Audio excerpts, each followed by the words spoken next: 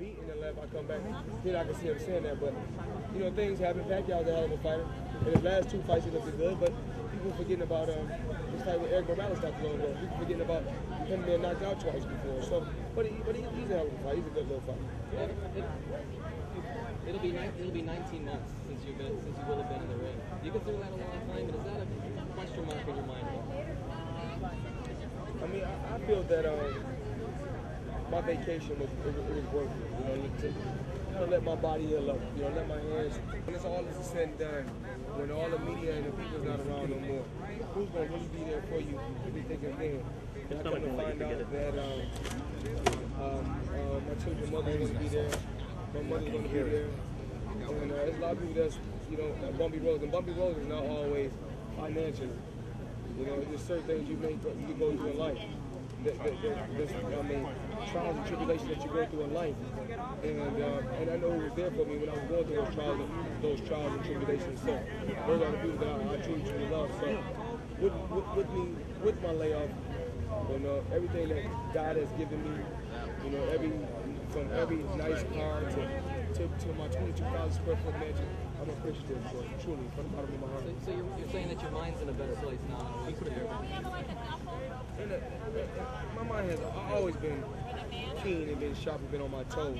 And my mind has always been in a great place because through anything, I was always able to go out there and perform and do my job well under any circumstances. But I'm saying that I'm more just more relaxed now than I was before, more relaxed. And you think that can help you when you step into it? Well, absolutely. I always fight with of course I always go out there and fight with a relaxed game plan, never rush. And if the knockout comes, it comes. And I think that a lot of times fighters get, you know, you have one fighter saying, oh, well, you know, when you're in there with different fighters, one fighter may hit harder than certain fighters. You know, I'm back and I've wore 8-ounce gloves since the Zab Judah fight. So it's been a while, and people must realize when I knocked Hatton out, he was undefeated. You know, and I was stepping back when I knocked him out. Turning, stepping back with 10-ounce gloves on. And you know, I think that Hatton just didn't stick to the game plan that my dad gave me. And my dad gave me a tremendous game plan. Wasn't that? People talk about the best pound for pound.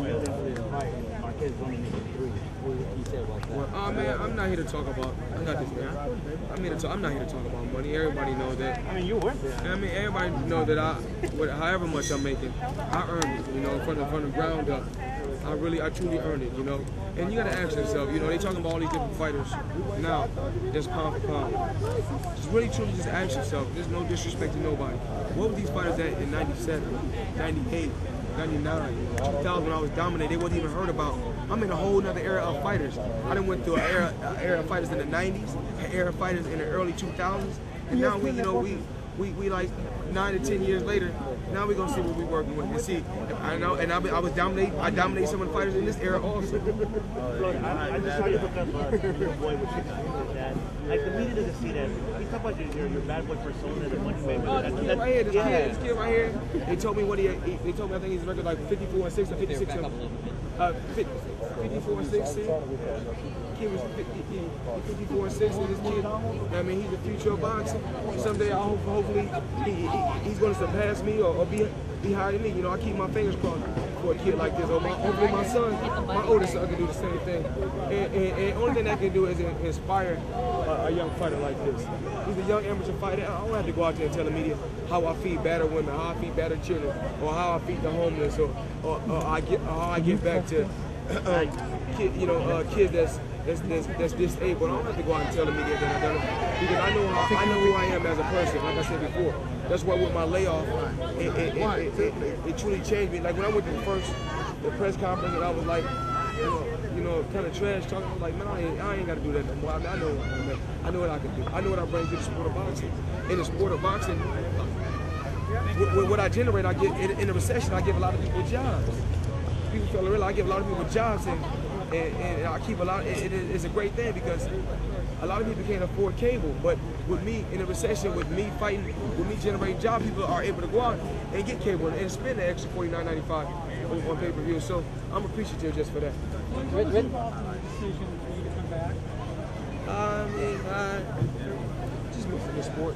Just missing the sport. You got to get you a big camera, man. You've been around the sport for a long time. Floyd, what did you miss the most? What did you miss the most when you were on a hiatus? Say it again. What did you miss the most during the time you had off? Like, did you miss the game? Did you miss the fights? I mean, it's not. I mean,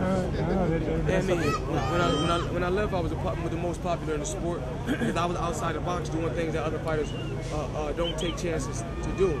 Like, I mean, you know, AT&T commercials, Dancing with the Stars, WWE. You know, I roll the dice. I take chances, and that's the type of fighter that I am. I love to take chances, and I mean. You know, Chauncey Billups and Carmelo Anthony just told me 20 minutes ago that they love you more than anything, and now here you are with the Laker jersey. You're gonna break their heart. I mean, it's more like this. We're promoting. If we're promoting in Denver, I'm pretty sure they would have gave me a Denver jersey. So, I mean, they're gonna be at the fight anyway. I mean, it's Chauncey just called. I mean, it's not